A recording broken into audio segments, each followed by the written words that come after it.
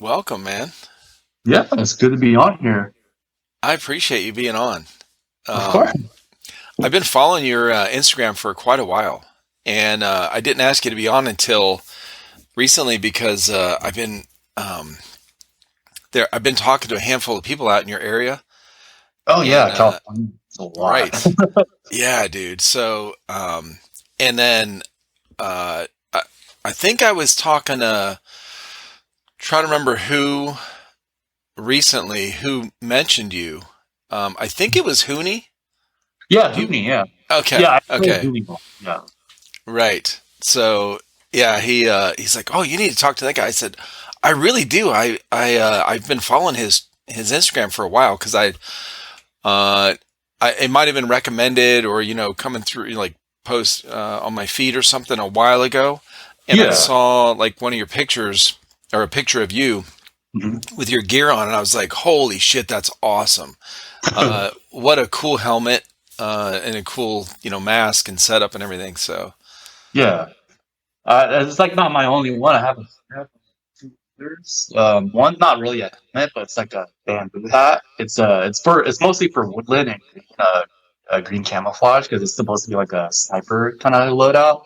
Yeah. We call it like the forest Ronin. So everything's all green foliage. I even have a different mask for it. It's a green mask. It's up there. If you want me to pull it out or Yeah, dude. Yeah, yeah. so Yeah, you got a lot of cool shit. Holy crap. like so this is the other mask. It's all green stuff. And I the Okay. blue looks like this. It's like I like gillied it up. So uh it does work. It does work. It does kind of trick you, like kind of make people think like, is that a tree or is that a person? It's because I'm sure. because of the little like the tattoo like boogie shape of Right. it. The little Yeah. Yeah, it's like a big or I guess a mini umbrella on your head because it yeah, fans out real big. Yeah. yeah. I used it a lot in tactical league games, especially the Vietnam one, and like it actually works. It made them think a little bit. So Right. Well, that's the whole point of camouflage is to break up the profile, you know? yeah. It's to confuse so that Mhm. we see that silhouette, we see that outline of head and shoulders, and we're like, oh, person. All you have to do is break that up a little bit, and Yeah. it makes people stop for a second, like, wait, what? What is that? Or be completely oblivious to it too, because I've seen good camouflage, like especially like people in the EU and stuff like that when they make their camouflages. It's like it's basically a bush. You're a bush. Oh, totally, No one's yeah, even recognizing. People just walk past you.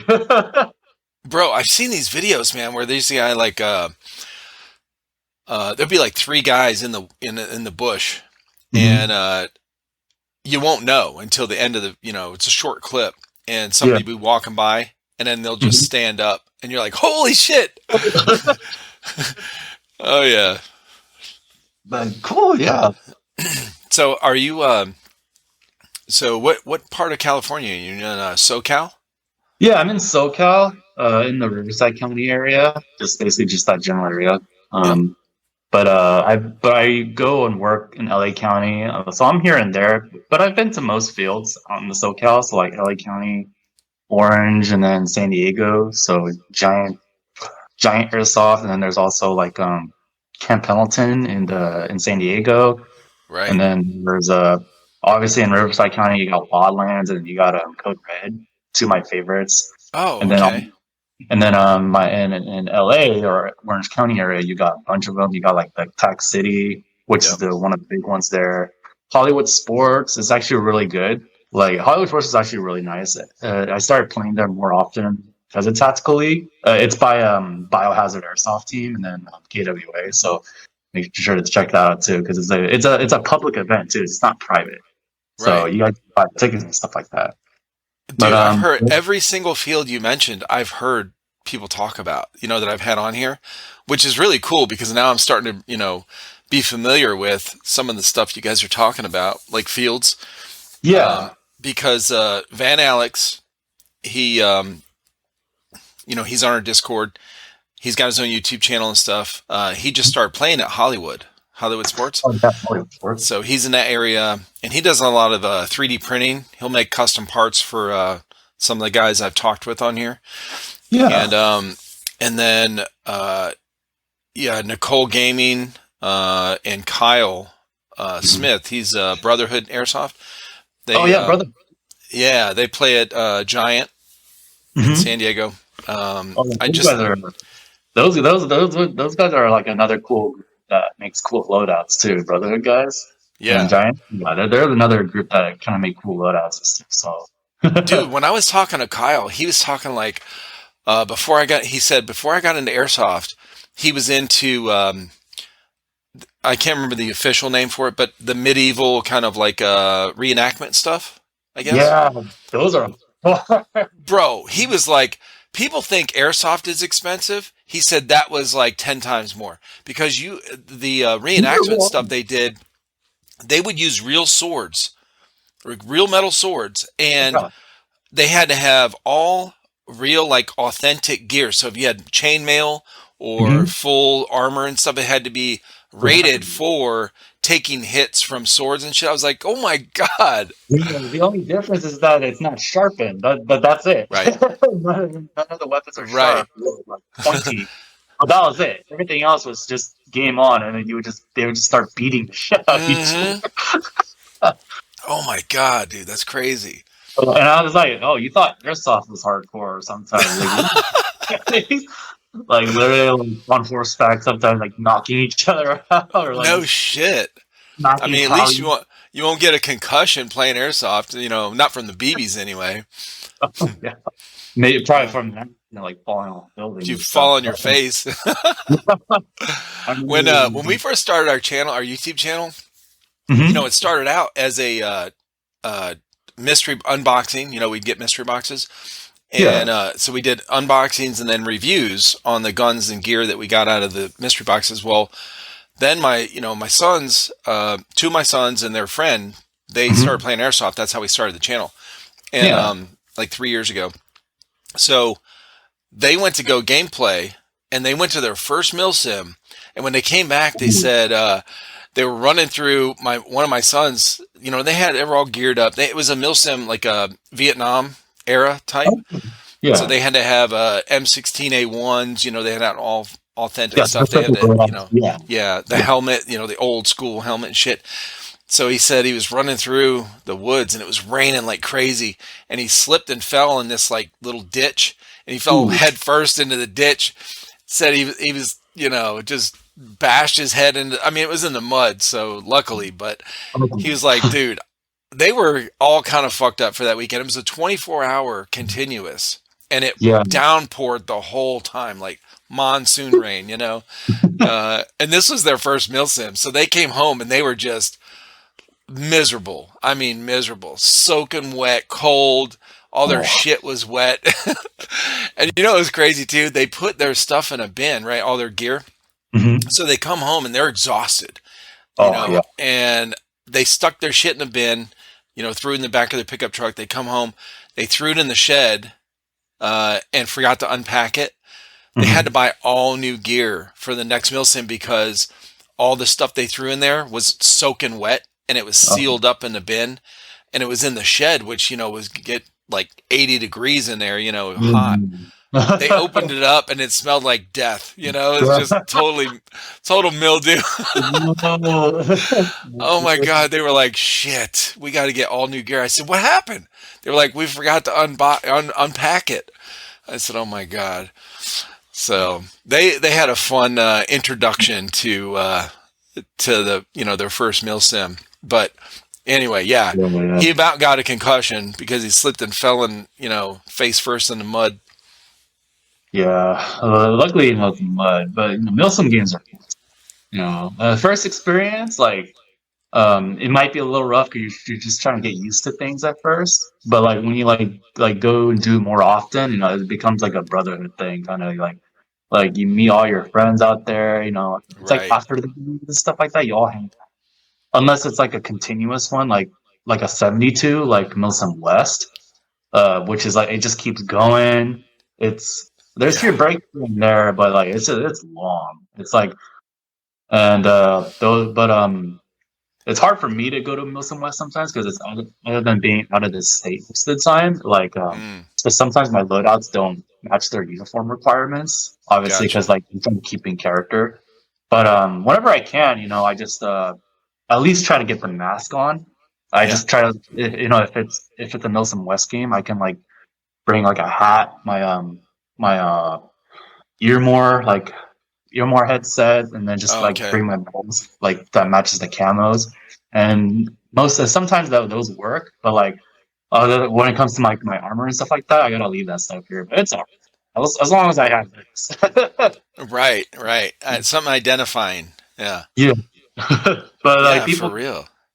yeah, people get used to me. They know like who I am. Like, oh, okay, like we'll make an exception. So yeah, Right. Oh, I'll that's go cool on. though.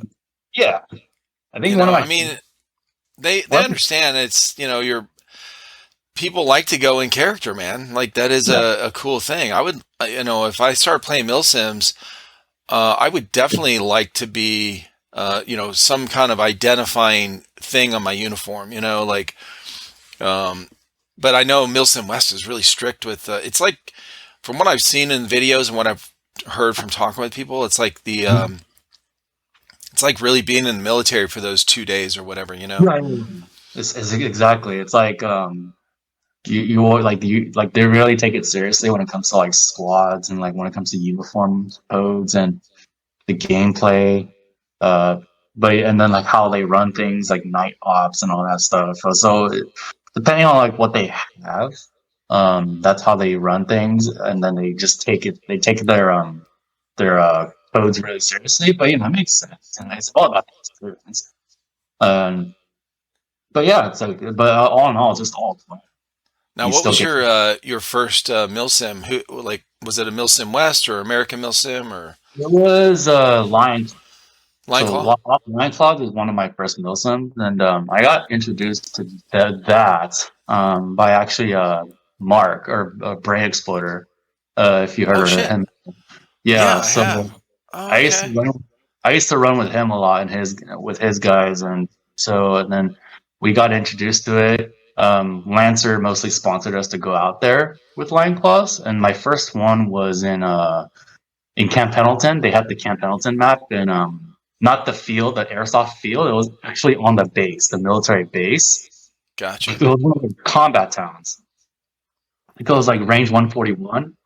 And then Okay. they had like a big mosque. They had like a couple of it's basically like a mini city, which is Yeah. pretty awesome.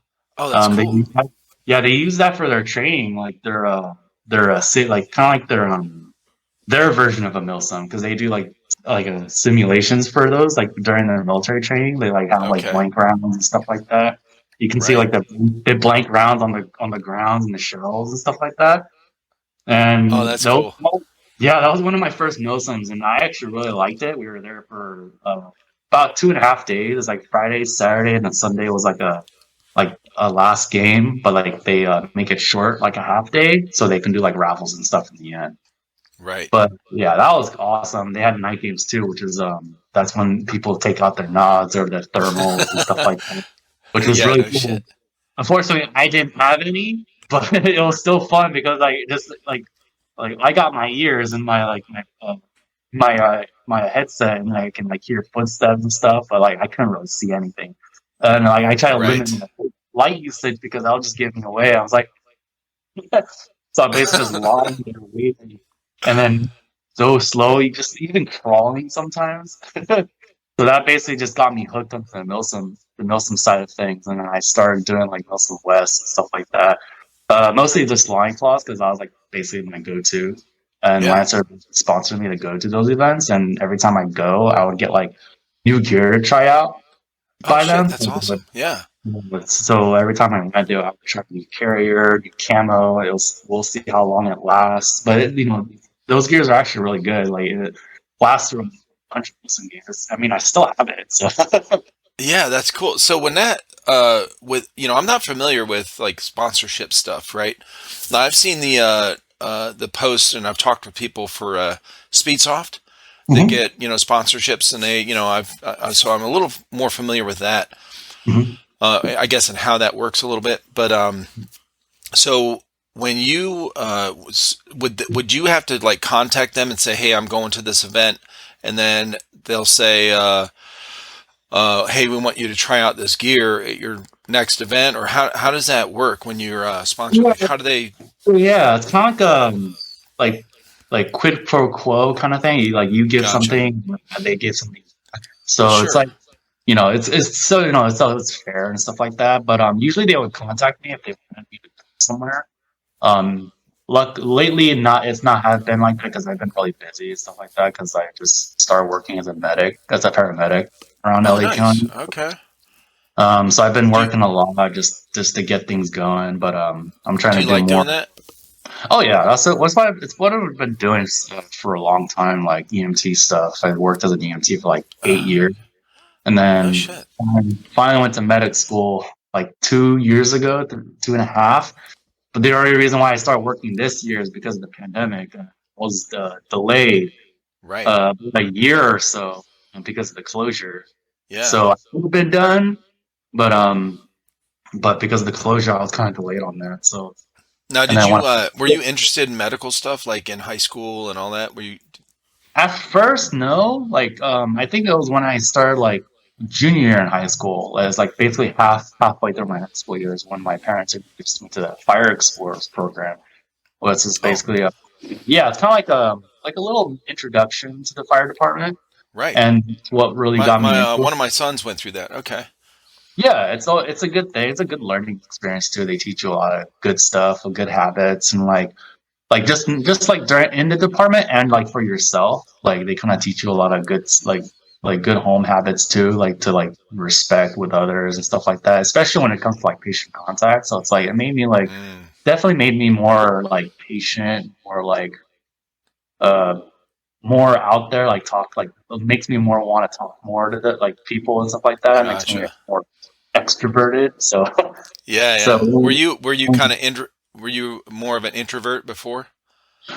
uh yeah, a little bit when I was in high school. Like well, basically like high school, middle school was kind of like an introvert. So I was like, I don't know, stuff like that. But now after that and then like talking to more people and like kind of like knowing cues and stuff like that, it's like it's just all, experiences that you learn throughout your life. Right.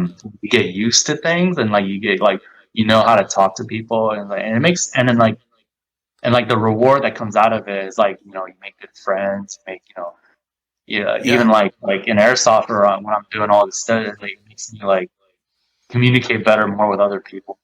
So yeah, it's just helped out. exactly. Right. Well, it's a really useful tool in the field you're in because if you come up on a trauma, a traumatic scene, or whatever, Oh, somebody needs help and you have to talk them through things so they don't go into shock or, whatever. Like a lot of people don't yeah, realize how serious going into shock is. yeah, So, and it's really just keeping them focused and talking, communicating and the environment, talking to people around or whatever. yeah. But yeah, It's that's a, like talking them out of things actually does kind of help, especially like when it comes to like you said, like trauma, like an actual somewhere. So like obviously like the anatomy and phys behind like all that is like you're excited, you're hype, you're like all pumped up, like you're like panicking because you see all this, you see bleed, you're like you see all this blood is coming out of you, you would freak out. yeah, But it's okay but the good thing is that by talking them down, you're like lowering weight, which means obviously the area where it's bleeding is not going to bleed as much. So like it'll slow right. down a bit unless it's like a very severe like you have to like tourniquet that real quick or like get them to the hospital or give them medication so like stop the bleeding. But even just talking to them kind of helps out with that. Like people just don't realize like how important it is to communicate with your patients Hmm. just to calm them down. Even like Right, anxiety attacks like can cause problems like chest pain and stuff like that. But yeah, right. Yeah, it's crazy how powerful our thoughts are. oh yeah, They manifest like real physical things in our body. Oh yeah, it causes some. Hmm. So you've been doing the medical stuff for a while. That's yeah, that's great experience, man. Mhm. I was I was always interested in the fire department when I got out of the Mhm. military, and until I was working with a friend of mine. We grew up together. Went from elementary school all the way through high school. He went in the army. I went in the Marine Corps, and then when we got out, uh, he went back home and became a fireman, Oh, and then nice. in our hometown. So years later, after I got out, moved back there, and then uh, I met up with him, and he was doing like side jobs on his off days or whatever. So Okay. construction, he'd build a deck or whatever, or do landscaping. So I would go with him and help, and so we're talking, and I was like, so how is like how is the fire department, like what? Because I had just taken the test, and he's like, it's cool, man. Like we don't really do a lot of fires. He goes, it's mostly car wrecks. And I was like, oh, okay. I mean, this is, I didn't know. Oh, And so, and he started telling me some of the, bad ones, like yeah. some of the shitty stuff you see where he said the worst ones where little kids are in the car, or, you come Kids up on the always. scene like that. Yeah. And we had 3 kids at the time, little, Yeah. toddlers, babies. And, I was like, oh, so I was like, yeah, I'm not gonna pursue that. I didn't want to Yeah, it's hard. see that and then go home to my kid. I don't know. I don't know how I would. Yeah, like I don't have kids, but I can definitely like this since I've been doing this for a while, I can feel their, the Hmm. that like, but I can't experience it on their level. Like, no, Well, semi. sure, but still, you can My, I relate. can, yeah, I can kind of relate. Like, oh, this, like, if I had a kid, this would really affect me too. Like, Right. I had a few bad ones too. Because I used to be a reserve firefighter for Riverside County before I went to the medic stuff. So I've seen a few things too. And like, yeah, like you said, 90%, maybe 80, high 80s, 90% is mostly medical stuff. Like the rare 10% stuff is our structure fires, fires stuff. It gets higher during the summer, obviously, because it's California and fire seasons. Right. It gets really dry, and we have a lot of brush, that a lot of fuel that burns easily. So it Right. all spark, like a cigarette, a lighter, even Uh-huh. just even if it's just like the sunlight, like the little, like kind of like the magnifying glass, but Right. like beams in the right direction at the right time and starts a fire. Well, you guys in SoCal, man, you guys had what over the last 3 or 4 years, man, had a ton of Oh, it was bad. um, fires, right? Uh, just crazy forest fires, and then Oh, yeah, that's when I was in the military. My last duty station was at Camp Pendleton, and so okay. I actually worked. There's a range, a shooting range on Camp Pendleton. That's it's called Etzen Range, and I worked out there. So they have it's all the different shooting ranges that the recruits going through boot camp. They come up and Yeah. qualify, and so they do the machine gun stuff. So we had a machine gun range. We had there's just a long range for the M16s. Well, we were using M16s back then. They use M4s, I guess now. But grenade range, all that kind of shit. So on the machine gun range, um, I'm pretty sure it's still the same way. But back then, the chains, your Hmm. ammo, Yeah. every fifth round was an incinerator round, and that was kind of like your Oh. tracer. That's how you saw it. That's how you would know where you're shooting. So um, they the forest fires were so bad, the brush fires were so bad. Because every Mhm. time we would shoot on the range, there would be a Okay. fire out there because of that fifth round. The incinerator round, like duh. Yeah. So they actually had the recruits take out Mhm. every fifth round from the incendiary rounds and replace it with a regular round. So they would literally sit on the firing line, on the range, and swap them out. And they had a whole chain, just a whole assembly line going, where they were Yeah. pulling these out and putting another one in, pulling them out, putting another one in, Oh, yeah. just so they could qualify with the with that. Well, back then we were using M60, which has been replaced with I think it's the 240 Bravo, but 240. yeah, yeah, because the saw we used the saw back then, the 249, and Yeah. they still use that now.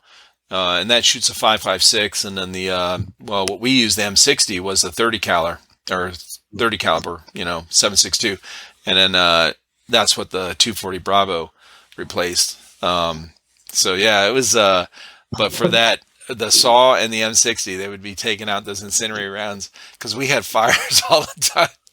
Luckily, it never, went off base. Yeah. But yeah, I've heard a lot of those stories of like the fires going on, especially the shooting range, because a buddy of mine, Deputy Dog, that's his Instagram. He goes to like our Nelson Games stuff. We play in San Diego. He was actually an officer. Well, he's an officer now, but he used to work with the fire department out in Camp Pendleton, and he always tell me about those fires in the yeah, shooting range. Like, oh, I mean, I was like, it's like it's a shooting range. And I was right. like, they have a fire department out there. Yeah, we used to have the on base like the fire truck, which is basically just a giant water tanker, a tanker truck, whatever. Um, so because it didn't look like a fire truck, but they would yeah, it was a 5,000 gallon big truck, and whatever they would run it out there when it would start, sparking up, and put it out. But yeah, I mean, you're blowing shit up, and you're because grenades and stuff, and then you're shooting with incendiary rounds. Something's catching on fire. Oh yeah. So Ah. now, did you grow up in the area you're at now? Yeah, I first lived in Orange County in Buena Park area. That was my first live. Like that's like my some of my childhood I lived there. That's where Tax City is right now, like near Buena Park. But I was there for almost until like fifth grade, and then we moved, which is basically maybe like when I was 9, 10 years old, and then we moved it to Marietta because my parents started a sushi business out there. So Oh, nice. it used to be called Z Sushi. Now it's called June Sushi.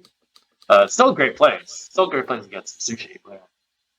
But and then I lived most of my life out here in Temecula, Marietta area, Oh, and Temecula. then Yeah.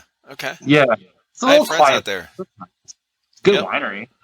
Right. Yeah. I spent some time out there. Yeah. We had one of the families we knew out there. We used to go to their house all the time out in Temecula, and then yeah, and then before I got married, I spent a lot of time in Riverside. Oh Actual, yeah. Riverside. We knew some people out there that were not military, just people we met at parties, and we would go out there and party. Um, Oh, yeah, on the weekends and stuff. So yeah, I've been all around that area.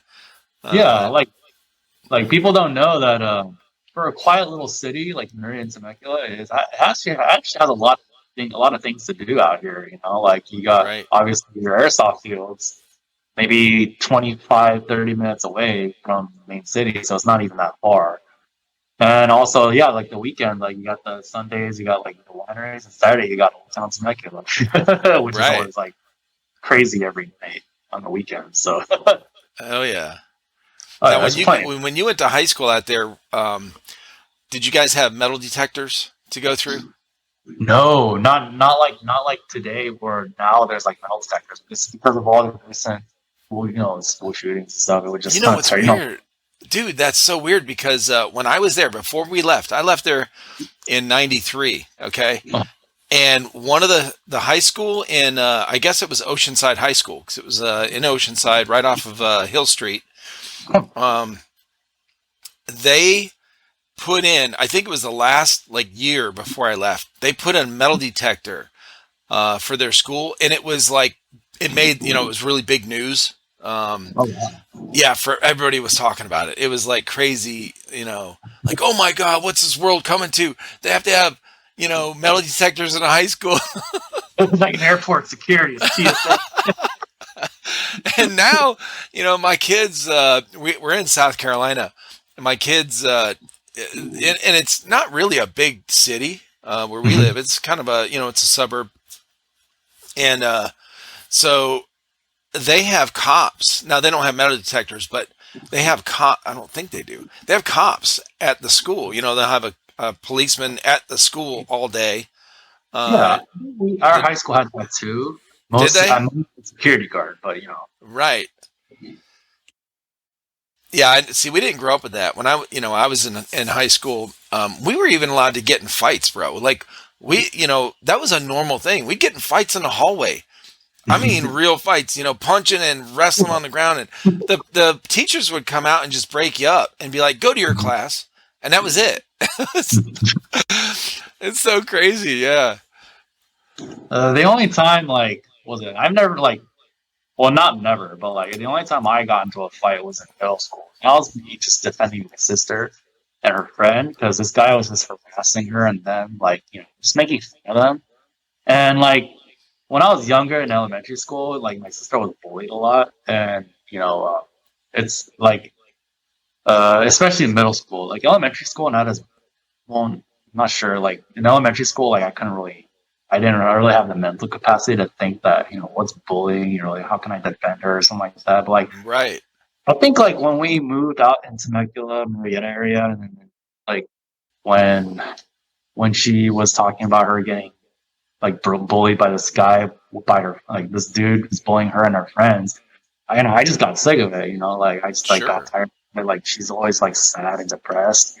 So I kind of had to step in to put an end to things. And obviously, I got in trouble. But like, my parents came in, barging in and like yelling, not at me, but obviously at the school board and principal, saying happened, this, he was definitely that. And like, I was just like, obviously, like I don't like getting in trouble, but like, and someone that I love, and he actually got it and ended up getting expelled, and then I just got like a Saturday school. So I was like, I guess. But like after that, like no one ever bothered her ever, you know. Yeah. So which was nice, like I just hate seeing, my sister being upset all the time because she was always being bullied and stuff. Right. Oh yeah. I was the same way. I was bullied in elementary school as well. Yeah. These two guys used to beat the shit out of me like for a year and a half. I don't never knew why. So, but yeah. No, it's just not cool. It's just like I'm like, bro, what the fuck, man? And then when I had a growth spurt, I was 12. The year I turned 12, I guess maybe in a year and a half, I grew like a lot. So in fact, I grew to the height I am now, 5'11", when I was 12 years old. Um, we're 5'11". Bro, it was like I was so clumsy, it was like I wasn't used to this, but when I got to that size, I was like bigger than most kids in our in our classes or whatever, in our school grades. And I remember, because I was bullied and beat up all the time when I was like 8 and 9 and 10, I defended anyone that was smaller, that was getting picked on or whatever. And that's honestly where most of I got in a lot of fights in high school, not in the school, but walking home and stuff like that. And that was the majority of them. Was I never started a fight, not once ever in my whole life. And I've probably been including the military, probably like 20 fights, and I never started any. They were always defending somebody. Now, military, I can't say it was defending somebody.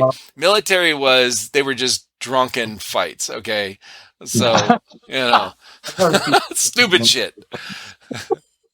But in the it's like okay, at least it's a little more mature than like the bullies in high school. Oh Stuff yeah, like dude. Right. Oh, it makes no sense. It makes no sense. yeah. What was that? I first started doing airsoft but in during middle school was like when we moved into this new house that Yeah. we used to live in for like 10 years before my parents sold it. It was in we had a neighbor I became good friends with. Joe is what I call him. Joseph is his real name, but not gonna say his last name. Just That's fine. but Yeah. But yeah, like he introduced it to me. He actually had this AEP like MP7, which is rare. You know, you don't see those. I was like this thing looks cool. It actually looks like the gas blowback. Like this one right here. I don't have it. It's like these ones. Oh, that's So, nice, dude. yeah, it's an MP7. This one's a gas.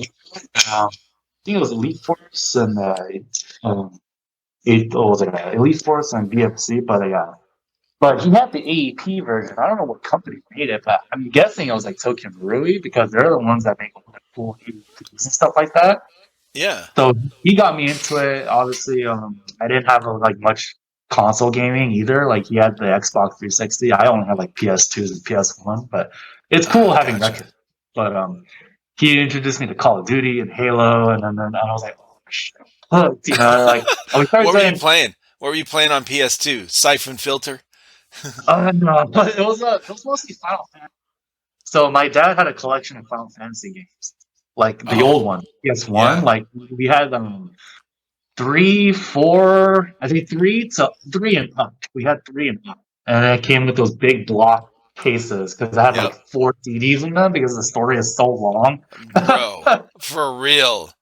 Dude, it was like ooh, like even the newer ones now can fit the whole story in one CD, but back then you had three, four CDs. I know. after you I finish remember that first, that. after you finish that first story, the game literally tells you switch to the next CD. I know, right? That's crazy. Yeah, but like the other games on PS2, like first person shooter, that the only I had was Warhammer, which is funny because like it was a multiplayer Warhammer game, and No then shit. yeah, Yeah. it was like a first person shooter, so you can play as like the top class, which is Huh. like the aliens with the yellow That's armor. wild. I didn't know they made And one for PS2. Okay.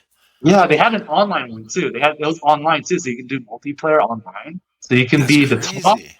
Yeah, you could be the Toffs, you could be the Space Marines, the Chaos Marines, and then you just do like it's basically like a first person shooter of like Warhammer. Right. Oh, that's crazy. Okay. The other one that I played a lot was Killzone, first Killzone in Oh, PS2. Killzone. Dude. Yeah. Yes. That was an awesome game.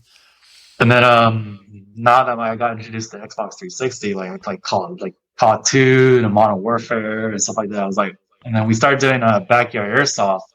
You know, just like in our front yards, backyards, and he would have his overpowered MP7. I would just have like the big five Springer gun. You know how we all right? Yeah, no shit, right? Like this big five Springer like M9s, or like the Walmart, and also like a kind of like an MP5 A like AEG, but it's like a top one of those top fed one where you have like the scope, but it's basically your magazine for your BBs. What? No So feed shit. Oh, I've never top. seen one. Okay. Yeah, and then your actual magazine is the battery. Oh And the my thing, god, that's wild. I still have it. No way. It's Oh, this let's thing, see right? it. So this is your magazine. This is What? your battery. You see the little connectors there? That's your Yeah, battery. yeah. I So still what have, do? You charge that battery? yeah, it'll have a charger right here. So you charge it at the bottom right here. Yeah. And then that'll be your battery, and then it'll feed from the top. And I'm like, oh yeah, it's like, it's just like just a bunch of BBs. I'm like, oh, all right. Oh my god, that is wild. So It's really old school. This is one of my very first. Um, I kept it because obviously it's my first airsoft gun, so I wanted to keep I was it. just gonna ask, is that your first airsoft gun? That's cool as hell, Yep. man. Yep. I painted it though. It was clear, but I painted it. Mm. So this is my very first airsoft gun was this MP5K. Oh, that's awesome, man. It was called it's like uh, the name. I don't even see the name That's funny, man. Well, anymore. yeah, go over some of your collection, dude, because Oh yeah. you have got a ton of stuff back here. I mean, this is Oh, there's one of so the many. coolest setups I've seen. So let's see here. I can like show you around too. Like, Yeah, dude, of course. so you got top here the Draco. People love the Draco, the AK, Yep. the old Scorpion, and then you got a bunch of pistols hanging there. The so this is like my one of my first Glocks WE. This was Okay. before they So the history about the WE Glocks is that they used to have the Glock trademarks on them, but they didn't get the actual licensing, so that's why they were discontinued. That's they stopped Oh, making wow. because Glock is very serious about their trademark stuff being everywhere. Gotcha. And Right, then right. the Elite Force, the ones that have been, I think the last 4 or 5 years of the Elite Force Glocks have been coming out with the actual trademark is like one of the very first Glocks with their actual trademarks on them. Like everything else had to be like secretly shipped, made, and printed, and like kind of like their version of a black airsoft market. But Yeah. this one was like this one was is not an Elite Force. It was like a I think Chinese Japanese name is like KJW or something like that. It Huh. was a G18, and this was also another one that was before they made the Elite Force trademarks too. So it was like one of the rare ones that they sold. And like Okay. I was like, I needed something with trees on it because it's so rare. Right? So like other than that, you got like the silver Makarov, a bunch of revolvers here, Oh and my then God. like Those are all airsoft guns? yeah, Bro, you got like the six shooter, yeah, the fan, the hammer, whatever. yeah, this one's the elite. This is like another elite first one. Like they also start making cool revolvers. Like Yeah. and just like the six shooter ones, they also have to feed in one at a time. Not like Yeah, the we ones that had one lead of those. revolver. Okay. The other one, like here's the Mac 11 KWA, and then like other here's this is like the other MP5K, but this is like my first MP5. You got stuff on the bottom here. You got some other stuff hanging here like the Tavors, Good God. VFC like mini M4, some AKs, G36. There's a P90 under here. It's like buried. And then you got stuff over here, this under this shelf, other than these guys. These like one of my favorites, like the 416, the 417, and the Right.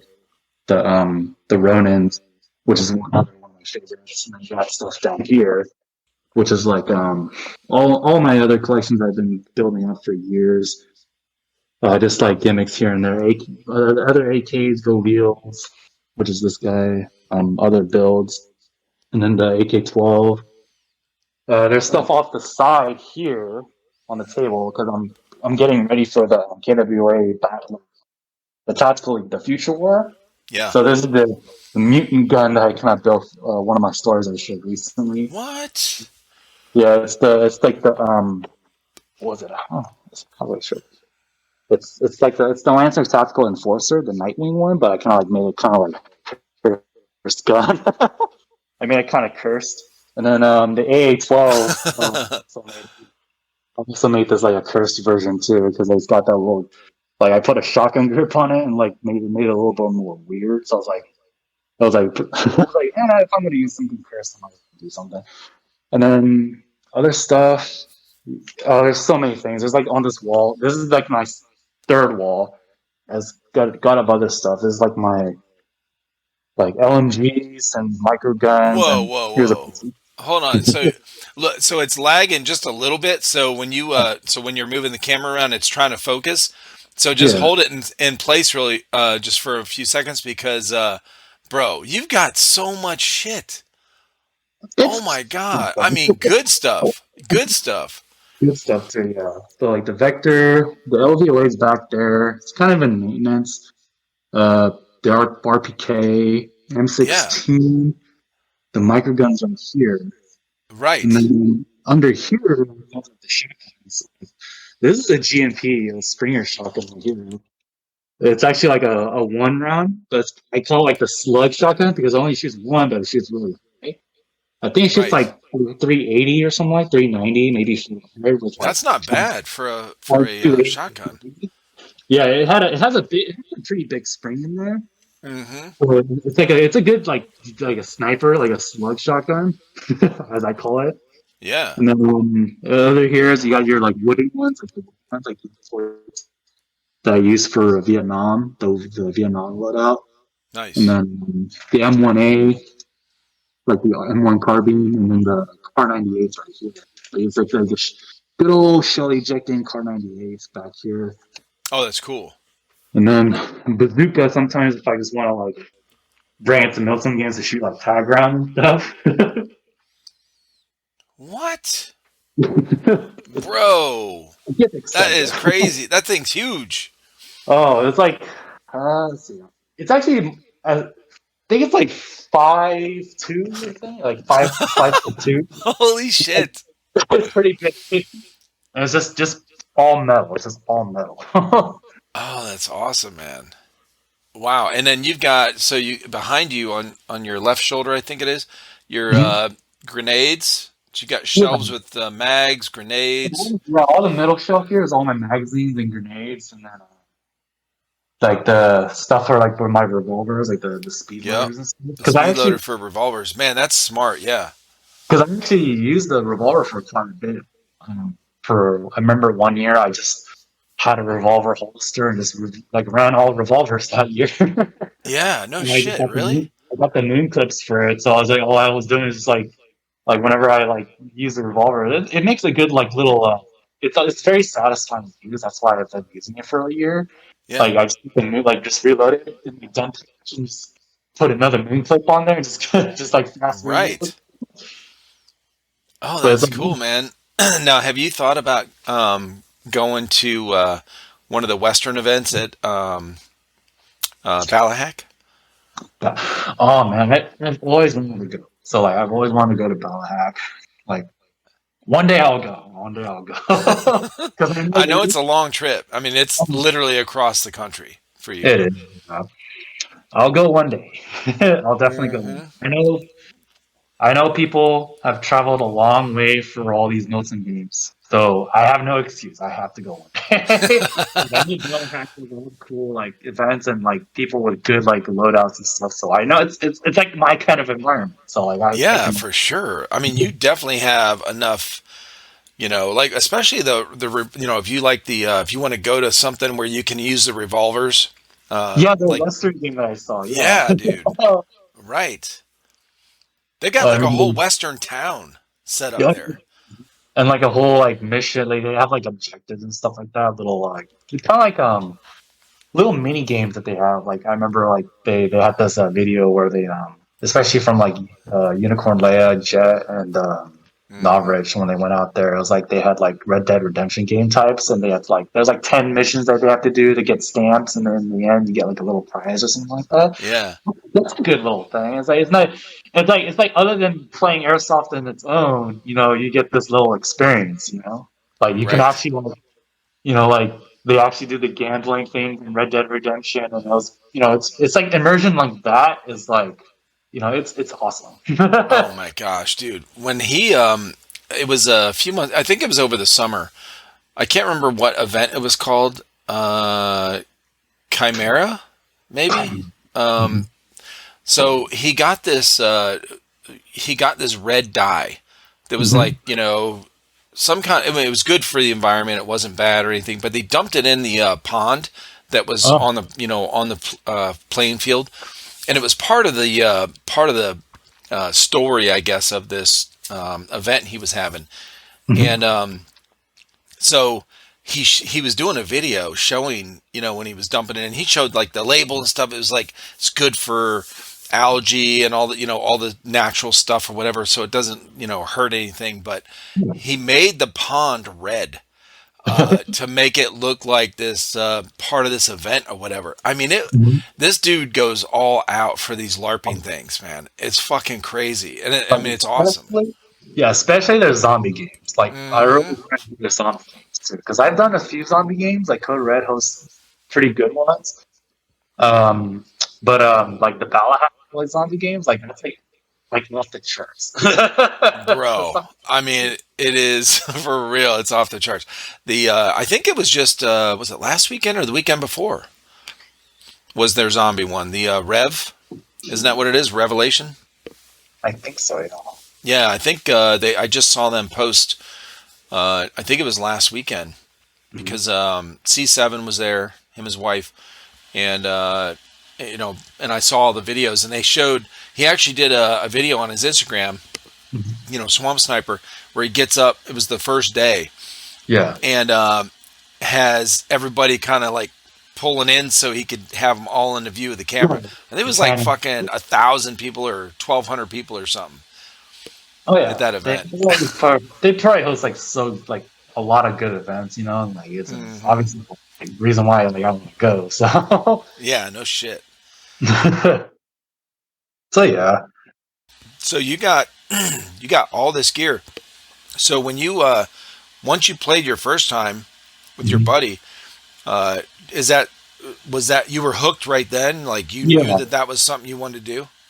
Yeah, I was like, man, like I like this is like I really like enjoying this, and it's also like a stress reliever too. You know, just like Right. in everyone's perspective of it, it's like you know, it's kind of like when people play video games. You know, when they come home from a long day, they play Yep. video games to like take a break. You know, like give them like some kind of relief, even though they rage and cause or something like that. You know, it's Sure. something Yeah. something on their side.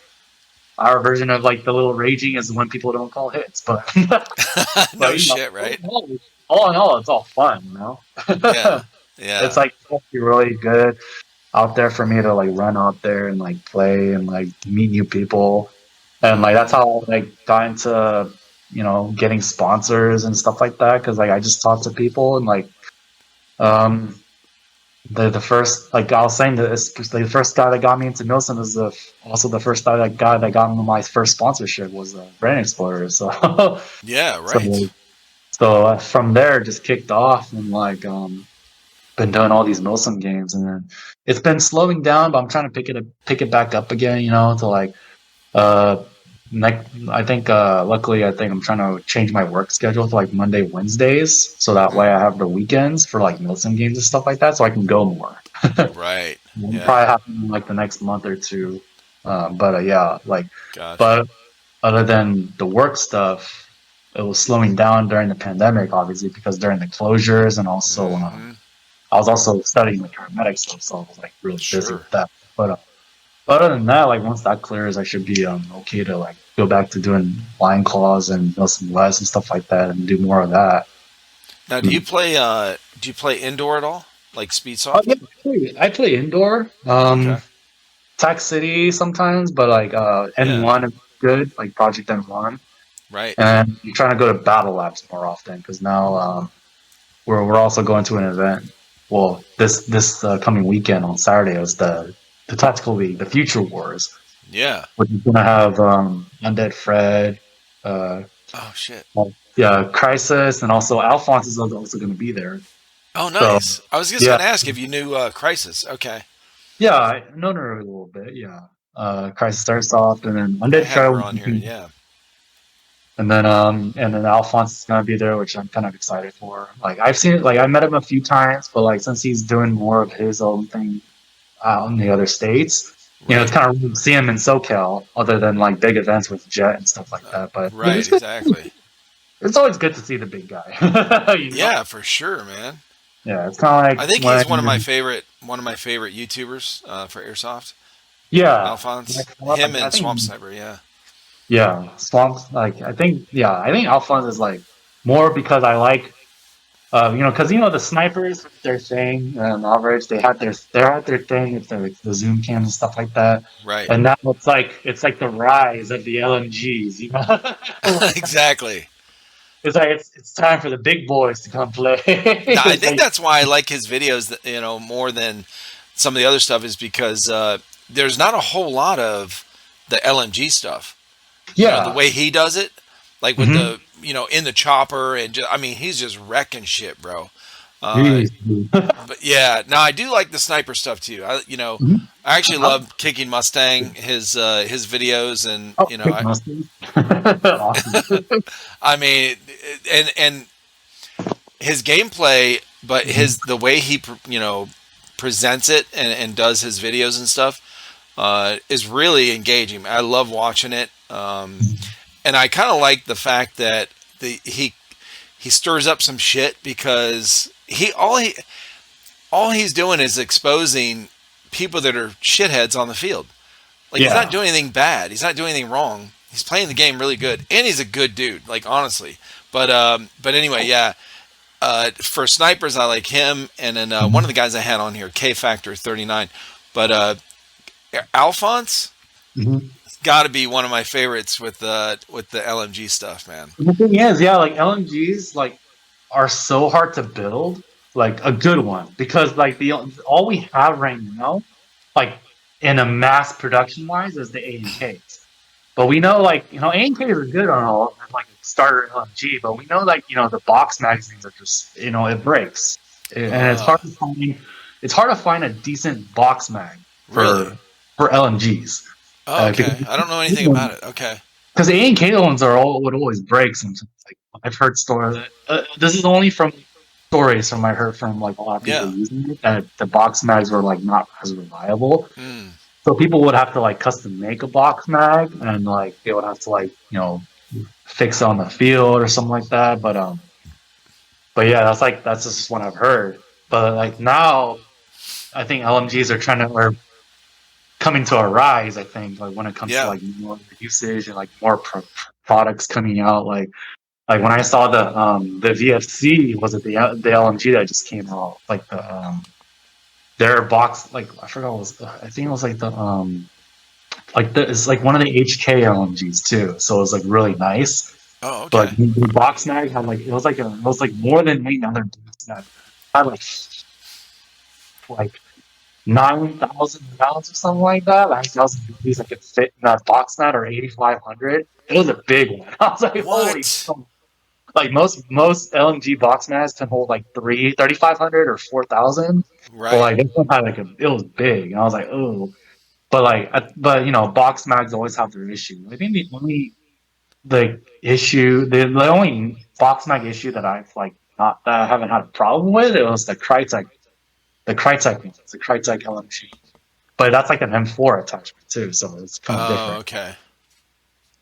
Which, speaking of which, the Alphonse, Mr. Alphonse, kind of inspired me to start running LMGs more. So that's why I TriTech LMG, which most people really like seeing because it looks different. But it's got the rose gold, like the key mod rail, What? and What is that, bro? it's also on my Instagram page, like the full, like the recent view of it. So there's, I call it the Golden Dragon Oh, because I it's got love it. the rose gold key mod. It's the Crytek LMG Enhanced, but you can actually take the bulky rail off that the stock one that they have, and you can actually fit like a kind of like an AR-15 rail on it too. You just gotta fiddle with some stuff a little bit, but Huh. you can actually fit it on there. So that's how I kind of change it out, get it more lightweight, and I put like an offset like Magpul foregrip on it. So it's like that's my LMG. Now is that that box mag? That thing looks huge. Is that one of those ones that holds the larger amount? No, this is like the 3500 4000 one. So it's Okay. like any other box mag out there, but I think this one's the most reliable one, even though it's just you have to push the button still. Most other ones are automatic. I think the when it comes to the box mag problems is when it comes to the feeding wise. It's like Yep. because the automatic feeding is good, but I think it just tends to like not feed as well, so people would have problems with the box mag or it'll just Right. fail sometimes. So it's like That's what happened to ours. So my son built a or had a 249 built, and it was I don't remember. Well, he bought it, and I don't remember what brand it is, but it was full metal. The thing weighed almost 12 pounds. Okay, I'm not shitting. oh, So well he heavy. gets this, all right, and he and I think he got this like the first year we started channel, which is the first year they start playing. So they'd Mhm. only been to a couple mil sims. So he gets this and he wants to take it to a 3 day mil sim. And then he got a box Oh, mag, and I think the box mag was a little smaller than what you had, yeah. but it was automatic. I Mhm. think it held 2,500 rounds, and but it was the automatic one where he could Mhm. just turn it on. It would feed, self feed, whatever. Yeah. Well, he wanted to take this to a 3 day mil sim. I said, "Bruh, you ain't in that kind of shape. I'm just telling you right now." Because he was out of high school for a few years. Him, all three of my boys played football in high school, Mhm. but 3 years after high school, as soon as they get out, they're not working out, they're not doing the same, they're not like into any kind of sports, and then Mhm. they start airsoft. So I said, you want to carry around a 12-pound gun plus all your gear? your biceps are gonna be screaming, okay? So That's a he good workout. goes, That's a good workout. he takes it. I was like, so he handled it throughout the meal sim. When he came back, he was like, bro, never again. He goes, he didn't have a backup like a M4 and whatever. And he was Um, slated. He signed up for the yeah, LMG, he rolled. Yeah. right. So he's like, fuck, man, it was. I could barely move. I could barely move. He said after day two, I could barely move. He said I just had to hold it down. Like he didn't have a sling for it. Like he had to carry it. So it was so funny. I was like, so it sat in our shed. It's actually still out there. No. Yeah, it's still out there, but and the drum mag as well. But he never. I mean, this thing was heavy, bro. But it looks badass. It looks awesome. Yeah. LMGs are like, yeah, they all look great. Yeah. I just wish like they made something out of the box that's you know, good to use. Like instead of like the box mag being all screwed up. Like the gun itself is okay once you fix it Right. up and upgrade it. Like it's okay, but like it's all about the box mag when it comes to like LMGs. Mm, It's hard to okay. find.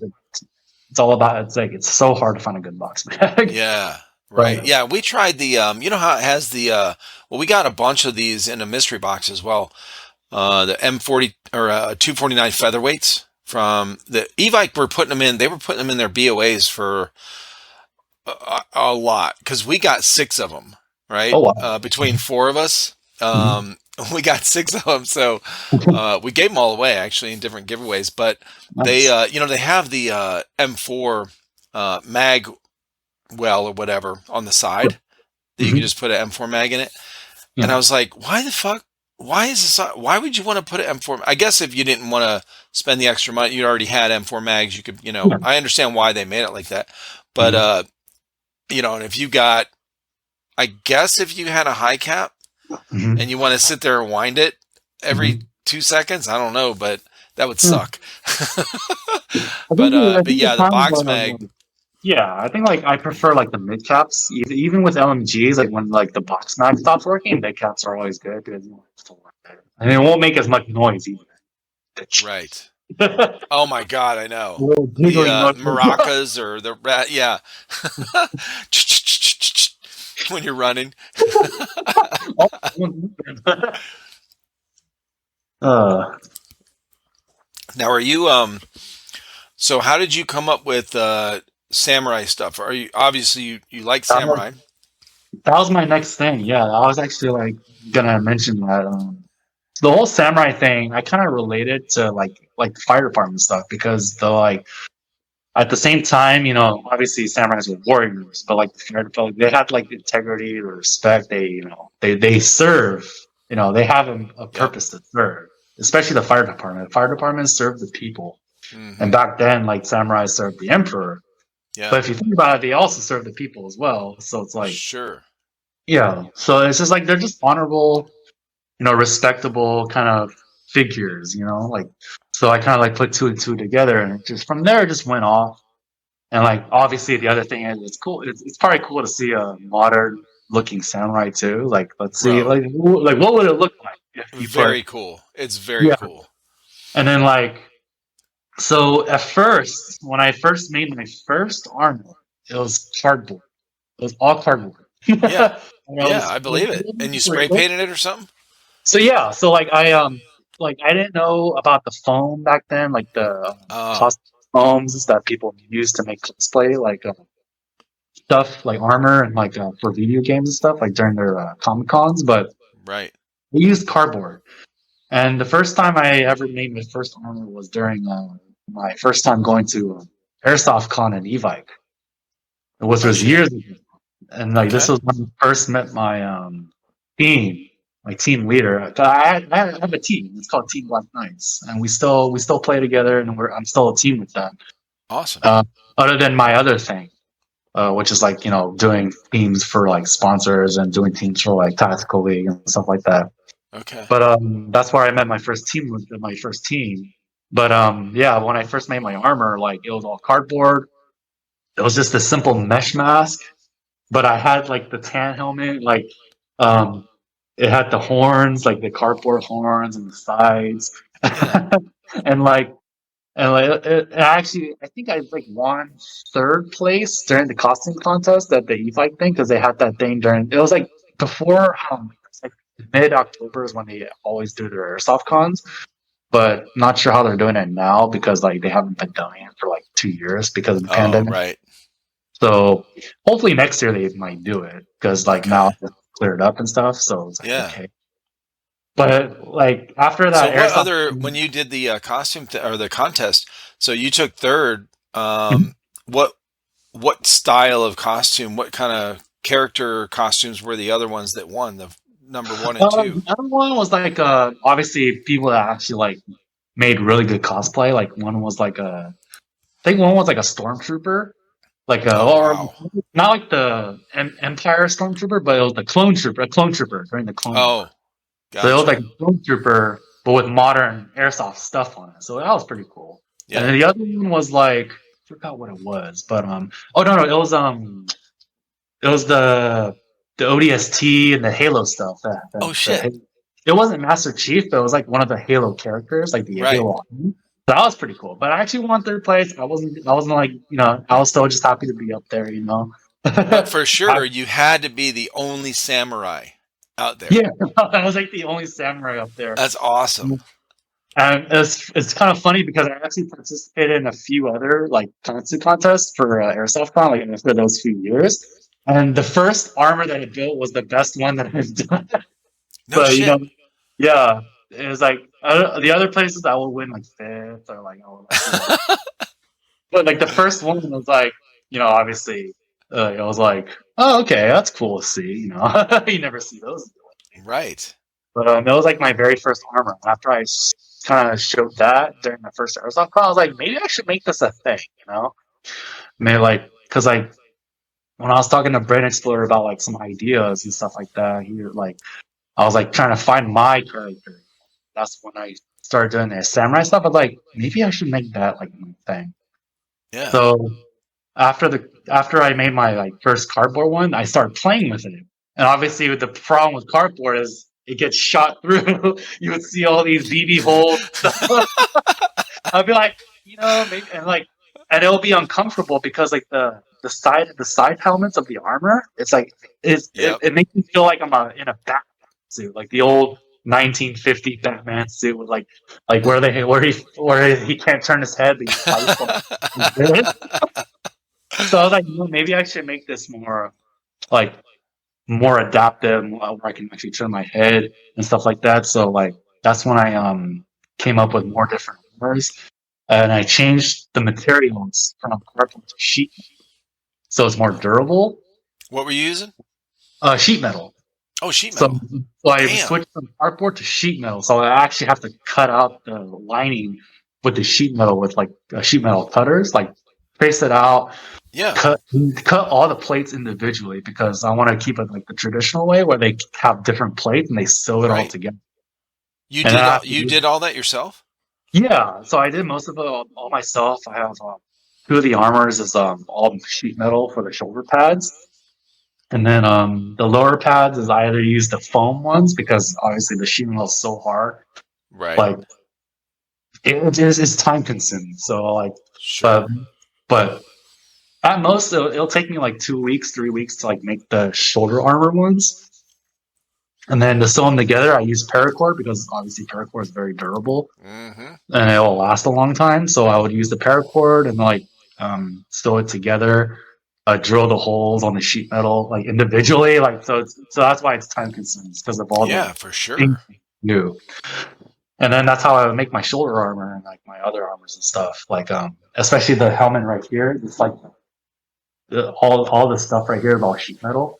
What? Mm. You can see the BB marks. So I get Yeah. Exactly. you can see all like the BB mark. I mean, I I mean, think there. it's It's yeah, man. Somebody's shooting really hot out there, bro. Because those are fucking like some big ass dents. Okay. like, I was like, oh, like I can even hear like when it hits me. I was like, oh, I hit. That's definitely it. I was like, Steve. I'm sure. Yeah, it's like a big, symbol or something. Yeah, so that I went with the crescent moon because I let the voters like when I first made this helmet, I let the people decide what kind of shape that they wanted it in, and then they What? all How'd you do that on Instagram? yeah, I did it on stories, but this one was years ago though. My Yeah. first. So like when I usually am trying to make a new armor, I would like kind of like let people vote what kind of like symbol I would make on the Oh helmet. shit. Okay. And then I let them vote for this one, and they picked the crescent moon. So I was like, that one's pretty cool. So I'll probably go with that one. So And so what was that's the what I other? picked. What was the other choice? The other one was like there's like other ones like there's obviously the hard ones, the flame ones, and the other ones. Right. But people crescent moon one for the black loadout is like because I wanted to keep it like a shadow. This loadout that I'm currently wearing all the time is the Shadow Samurai one, which is all black or multi-cam black, and then it'll have the black helmet and the black mask. Yeah. And people recognize me more with this loadout. So I've been wearing it. Black is always cool, even during the Yeah, summer. dude. It looks fucking cool as shit. Hell yeah. I know, man. Your pictures on Instagram, the pictures of you in that uniform is it's one of the most impressive ones I've seen. It looks badass, for pictures and gameplay and stuff. And people think like I'm like like people usually think that it brings me like my gameplay down or something like that. Like what I mean by that is like I'm not as effective, but it's actually Right. really effective for me. Like I actually like, especially the helmet makes the difference because like I don't have that side armor anymore. I just have the like I have the ear more like the headsets and stuff instead of like the side armor because Right. like I can actually turn my head, actually aim down sights, I can actually ADS and stuff. So Right. that's a huge difference. I'm sure. Now to me it feels like I can actually play normal, like an actual airsoft. So like back when I had the other helmet, I could bring it down. So I need this one now because I mean you're not gonna unless you get hit in the plate, like the specific plate. This is my Juggernaut helmet. Whoa. What? Yeah. So this all here, Bro. that's sheet metal. Oh my god. All this stuff is all metal. but Oh my the god, that's awesome. problem with this one is I can't turn my head effectively when I have all these armor. I can't Right. ADS. So that's the problem with this armor. It makes me look like Shredder too. Yeah, it does. Oh my god, that's cool as hell though. My team leader from Black Knights, Tommy, or Airsoft Ninja, he helped me make this armor when it came to the metal part too. So he Okay. helped me with this. Now, But I when basically sheet metal is really, I used to work with sheet metal all the time. It's extremely sharp, like the edges. oh So do you sand it? Do you grind the edges down so you don't get yeah, cut that's when you the other handle it? long process. Yeah, that's the other long process of it too. Is I have to sand down the sharp parts, like the Mm-hmm. puny parts, especially when it comes to like the horns and stuff. So I Right. don't actually accidentally poke someone, and Right. like Can you imagine? oh my goodness. Like I don't like hopefully like like I dumb it down so it's like dull and like so it's not as sharp and stuff like that. So Yeah.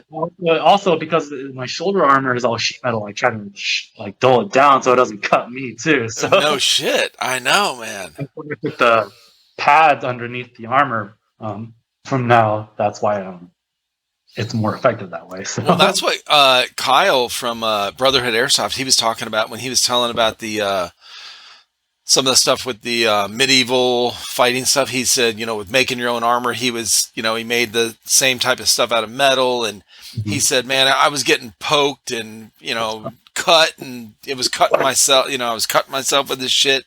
yeah. That's crazy. Okay. Well, it's kind of like a trial and error thing when I first came to the armors, but like I think now I know where my good bases is, like when my setup is at, that I can like start making new armors that way, especially like the helmet wise. I'm gonna start making helmets more like this one. Um, I've been talking about it a lot, like that I'm trying to make a new armor, like hopefully maybe soon. I've been just busy with the holidays and stuff, obviously. Sure. Yeah. But the new armor is trying to be like it's a snow camel, but it's gonna be like so let's see, the helmet's I think the loadout's gonna be wolf gray, like wolf gray armor, and it's gonna have like blue. I think What? blue and white. It's gonna be like a blue and white color.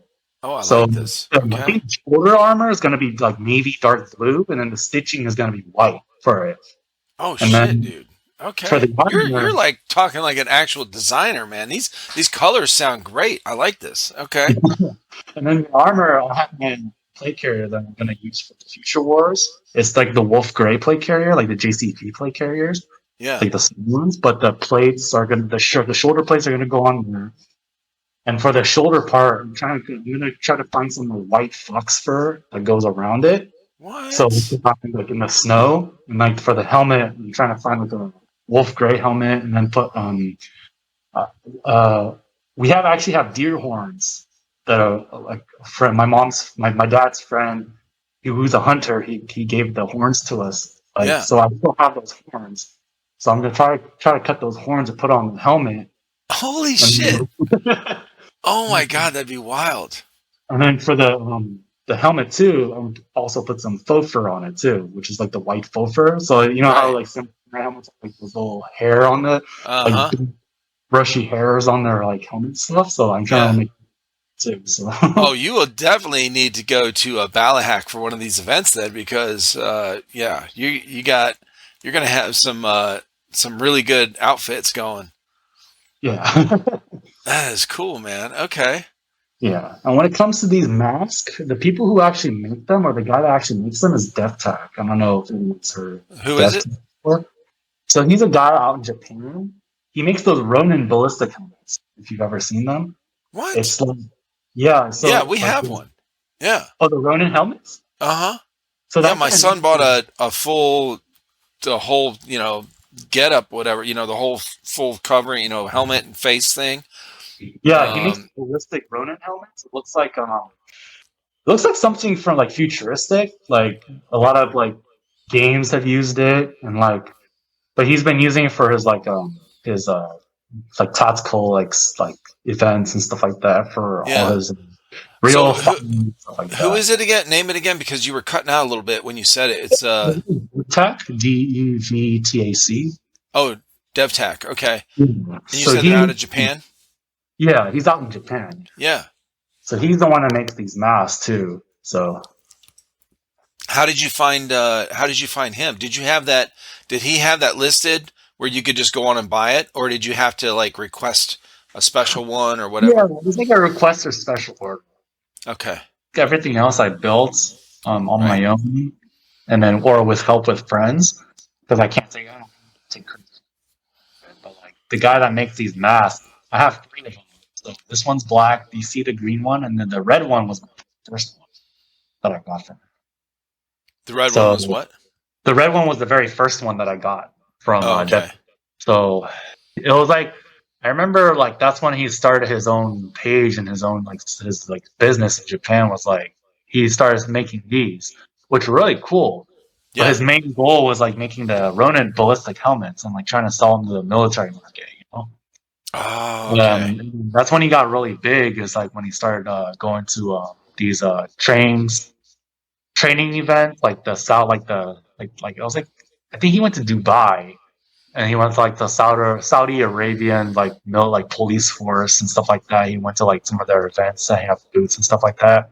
Yeah. And he comes up with these helmets are actually like rated for I think like I'm not sure but I've seen pictures and videos of it like withstanding like 3.6 ammo, which is impressive. I Right. mean, I'm pretty sure that it's gonna give you a hell of a compression, but it's better than Dying. getting hit completely black and nothing. Or you Exactly. it's like, where am I? So, but I know, right? I think the lenses on those the Ronin ballistic helmet are also 12 gauge rated, like buckshot rated too. So those are pretty Holy impressive. shit. Oh, I didn't know that. Okay. Well, I just, as you were talking, I found him on Instagram. I followed him. So, Yeah. yeah, I didn't know, really too much about it. I've Mhm. seen the tests, like the Mhm. videos, like, I think it's Demolition Ranch. I think he's done a couple, Oh, yeah. tests. Yeah, he did say Yeah, he's shot, the helmet before, and um, a couple other ones. So I was, I had seen those, and then my son bought one, Mhm. and my son's got, uh, he started going nuts with the armor. Like he's got what a level three plates and shit. Like he's got all the real shit, like stuff that I didn't even have in the military. Okay, and and he's got, which I love that he's doing. That he's getting all this stuff. But he's a big dude. Okay, he's 6'1" and like 320 pounds. Okay, Oh, 340 pounds. No shit. So he gets this helmet, and he's like, "Yeah, I'm gonna wear it to one of these airsoft events because it looks badass." And I was like, this is the same guy that does, the 249, 12-pound gun he wants to carry around for 3 days, which he did. He made it, but he puts this thing on, and I swear to God, dude, his head's so fucking huge. This thing goes down the bottom of the helmet's like right here. So it's like, it does not fit. I mean, it looks weird. It's so it's that's the problem. Like, so the only reason that with depth tag is like you have to give the right measurement. Like he hmm specifically asks what your size, what your head measurements are, so he can get it right. yeah. Because he's all the way in Japan, I try to like measure my face like really accurately so he can make them last. But ever since my first order, like he's able to remember he's Yeah. able to remember my face size. So he's a really good guy. Like I when I go to Japan, hopefully, I talk to him saying we should meet up later. Like if I ever take a vacation in Japan, we'll go Right. to the field out there. We'll go to one of your fields. You know, he's a great dude. So That's cool, man. yeah. Now, have you ever been to Japan? No, I actually haven't. Like I know I've and because I mostly go to South Korea because my family lives out there. My mom's Okay. side of the family, so I visit them, Yeah. but they're so close. It's like neighboring countries, basically. Oh yeah, Those for are sure. so Well, close. I was in Japan, Oh and then wow. I went, for a year in the military, and then I spent 2 months in South Korea. Oh We were wow. in Busan and Busan, yeah. Pohang. Hmm. Yeah, all the way down by the by the ocean, obviously. Yeah. But we did a couple months. We went there in the winter. Oh, And now I have to tell you, man, I grew up in Cleveland, Ohio. uh-huh. Got a lot of snow, as a kid growing up, was used to the cold. And I thought, man, I can handle any kind of cold. Uh, I had no clue that South Korea would get so fucking cold in the winter. It It gets was like 50 below zero, bro. yeah. It's so cold. It's It so was cold. crazy. Like, it's so cold, it doesn't snow. I was like, Yeah, holy shit. like it snows sometimes, but like I know like it gets really cold out there. Like Yeah, especially the beach area, like Busan. Busan is basically like our beach area in Korea. Gyeongju is like the middle of it, Korea, which is basically all our natural temples, natural forestries area, and then Seoul like the obviously the very top where Seoul is right. in the main city. So Yeah. but Yeah, yeah, I never made it up there. We were going to try to, but we never made it up there for, we didn't have enough time, time off because we were doing this operation. It was like a joint operation with South Korean Marines, yeah. and they call them ROK Marines, the Republic of Korea Marines. Yeah. So we hung out with a bunch of those guys, and bro, they were hard fucking core. I mean, they're hardcore, and they looked up to us, and we're going, no, no, no, y'all are the shit, okay? Because we would see their some of their training. Now this is 1991. I was there, Mhm. so from 90 to 91. So we went there in late December, January. Yeah. So no cell phones, no internet, no, so we Yeah. had no clue, anything like we just knew what we saw with them. And then we'd get on the bus, we'd, take buses to the different bars, Mhm. and of course back to base. And we would see these guys on the bus and super disciplined. I mean, very, very disciplined. Even when they're on like public transportation, sitting up straight, and they're, it was just they were not the rowdy bunch that we were. We're all getting sloppy ass drunk and falling all over, so But, falling they falling really, off the bus. no kidding, they really look up to the U.S. Marines and the U.S. Army. They really like you guys. Like they Oh really yeah, we had a because they great time with them. because like they think you guys are so bad. I mean, you guys are, but like you guys are so bad and stuff like that. I was Yeah, telling my cousins like before they went to the military, before they had to do their 2 year mandatory. Fortunately, I didn't have to do it because I was born in America. right. But with my mom's family, like they were all in Korea still, they had to do their 2 year mandatory service. Yeah. But I always tell them like, yeah, like U.S. Marines are all still hardcore. They go to this tough ass training, like it's like, and they're like, oh, like, Jesus, like that. Yeah, that's But funny. no, it's all different perspectives. But like, I respect both sides, like especially because like it's in the Korean side, like they have to deal with their neighboring enemy. So All the they have time, right? all the Like it's constant. Yeah. yeah. And like the first time I went to the DMZ, it was an eerie moment, but with I'm intensity. So like sure. it was. So when I first went there, I was really young, but I could feel the eeriness of that area. It was Huh. that the timing was really perfect too, because the bridge that led to North Korea, it was all fog, so you couldn't see Oh the other side. shit. You couldn't see the other side. You just saw the bridge, kind of like the scene of mist, where you just see the area, but Oh everything's all, wow. and then you see all the guards just staring at like they're like really focused on that Oh area. yeah. And Like you go see ahead the and do something. picture, Yeah. and then you see the armored vehicles, just like they're just down on the protection. Yeah, and this ain't a movie. So this is like real life shit. Oh, If yeah. something happens, so that I'm sure that made it feel like, whoa, Oh, okay. uh, Yeah, no kidding. yeah. So like the next time I go to Korea, we're gonna try to do like a double trip where we spend a week to see a family and like just explore Seoul, and then the other week we're gonna try to take a boat to Japan. So because you can actually take a ferry from Busan, I think. This like a kind of like from here, like the Catalina Island. You could do the same thing Right? for Korea to Japan, Yep. and you can go there and explore Japan and come back. So that's what we're trying to do.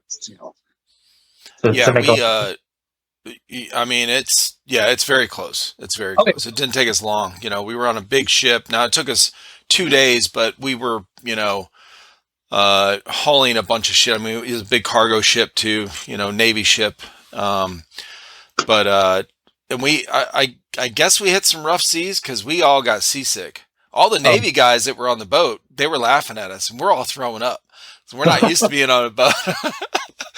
I know So, I know Korean waters can be very bumpy too, like when it comes to like the uh, stuff, because like it's just known for good currents in Korea, like the really like rapid currents, because like I'm not sure how the topography works out there, but yeah, I remember like an old history.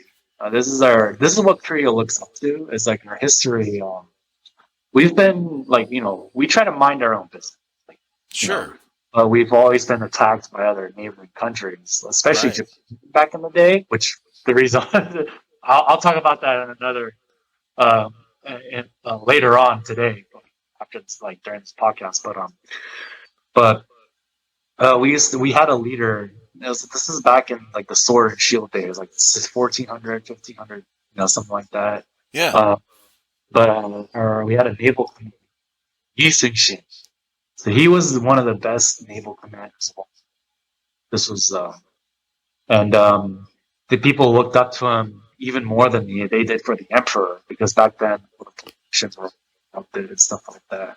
But he was the only one willing to step up and defend Korea from like the invasion, and stuff like that.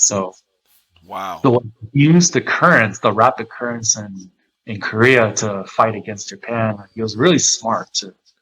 He Yeah. also made these ships called the turtle ships, which were basically like these ships that had like a shell over it with halyards and spikes. And during that battle, he only had, I think, 10 to 15 ships, turtle ships, and he was going against, I think, 100, maybe 200 Japanese ships, and he Oh my didn't lose. And with his tactics and his invention with the turtle ship and the currents of the Korean waters, he didn't lose a single ship. And oh my God. The Japanese fleet lost half of their fleet, and they fell back. They retreated because Holy shit. smart.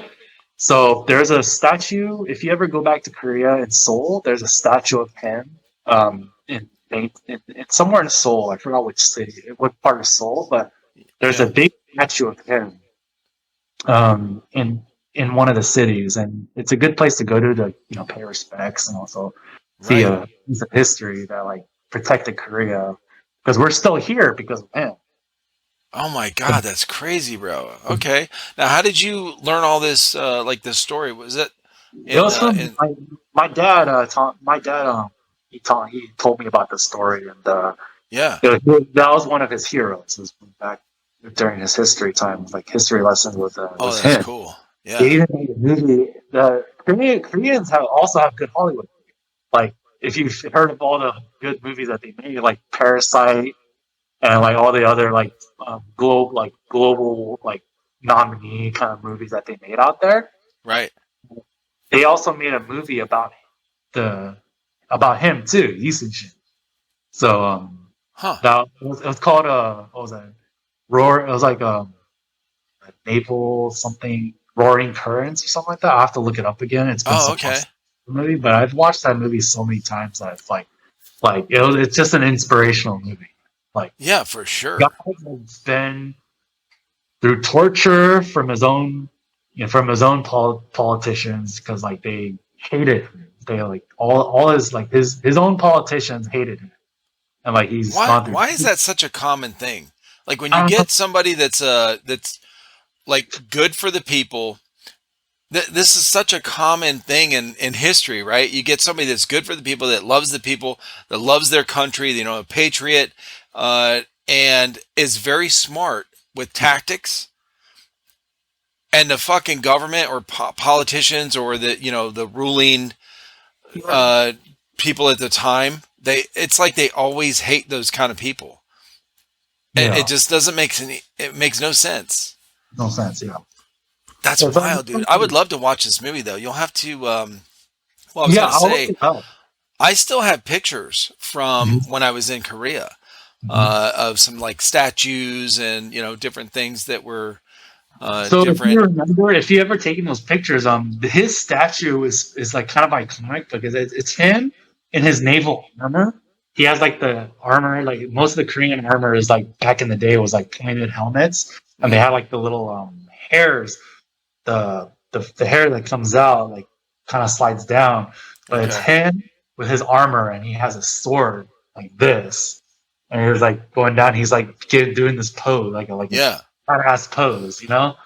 I'm gonna have to look through my pictures, man, because that would be cool as shit if I had one of those pictures. I love history like that, Mhm. and I was fascinated. When we were there, I Yeah, was the only one of my friends taking pictures, yeah. and back then we had to use disposable cameras, little plastic ones. You Oh God! snap and then wind, and then snap and wind, and you have God. no clue. You have no clue what the fuck you took a picture of until you get them, developed. Back to it's like we're Right? so spoiled with like all these smartphones. We got these people are taking pictures of back then, like taking pictures like this is good. Yeah. And there were times I lost the freaking camera or broke it before I could get them developed. So, you know, oh yeah. But I have so one of the things that we were told when we were there, we would see these giant, like, not mountains but like hills or mounds, Mhm. just randomly throughout here, in the fields and stuff, and it didn't look like they belonged there. They looked like they were man-made, and one of the guys was telling us that these were burials.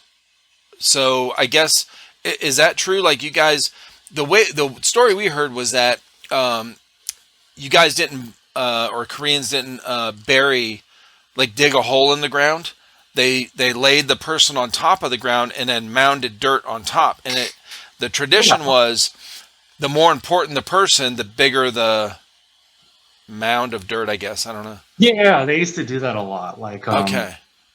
obviously not today because rail services, but like back then during like the Yeah. old Korean times, yeah, they would bury them, but basically instead of like how people like would set torches and stuff like that, they would like actually like stack them high and then bury them like they'll have these. Yeah. Yeah. Mounds of dirt on them. Yeah. Okay. Yeah, because I have pictures of these mounds of dirt, and when I came back, I mean, it's not a mound of dirt. It's like a little hill. It's got grass and everything. I mean, it's been obviously hundreds of years or whatever. But and I'm showing my family, and they're like, "Well, what are these?" I'm like, "Well, they're just like sacred burial grounds almost. Like these people were. The bigger the hill, the more important they were, kind of thing." And they're like, "Oh, because it's a random small." Like there's nothing, it's not pretty. I mean, it's wintertime, so there's nothing, there's no vibrant colors or nothing. They're like, what the hell is this? Why do you have a picture of a hill? Yeah. Now, what you were going to talk about the mask in the Japan? Did you have So yeah, some? so like this one, so obviously other than the depth type, but like the reason like I get a lot of questions because some of my followers and some of my fans, they know that I'm Korean, but Yep. they're also wondering like why am I doing like a Japanese figure with Japan? Like, don't you guys hate each other and stuff like that? Like because we Yeah. used to be mortal enemies. Yeah, Right. that's Right. I'll admit to that. We used to be mortal enemies, like Japan and Korea. Like Yeah. Japan would always invade us all the time, and like we would have to defend ourselves. Most of us would be POW, but that was back in the day. I was like Yeah. ancient times and stuff like that. Like I know you guys still hold a grudge and stuff, but like I know it's like it's like we're in the new age. I'm kind of like I respect their culture and stuff like that too. Sure. Some of their cultures. I think nowadays like the times that we live in, like I'm kind of like okay to like move on from the past and stuff like that. Like it's Me good to know too. it's good to know the history, because everyone has conflicts with other countries and stuff like that. Right. Like, but I'm okay to move on. Like, I know they cause a lot of pain to us. We cause a lot of pain to them. But in the end, Yeah. we're just people.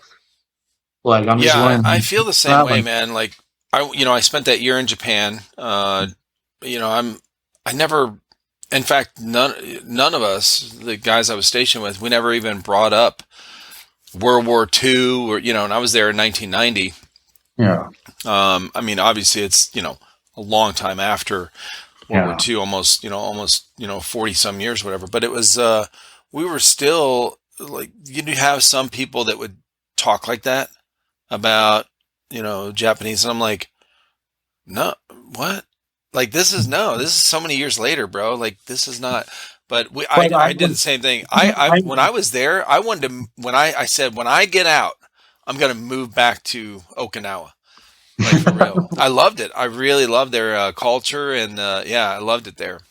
yeah, because it's good to know the history and stuff like Right. that. But like, I just feel like holding a grudge, like I know, like Japan didn't have it great after World War II because obviously the two Yeah. bombs, but but they're willing to change. They were willing to change how how people thought Sure. of them. They're willing to change their ways. Hmm. Especially with, like military stuff. So like, and then they enjoyed it. They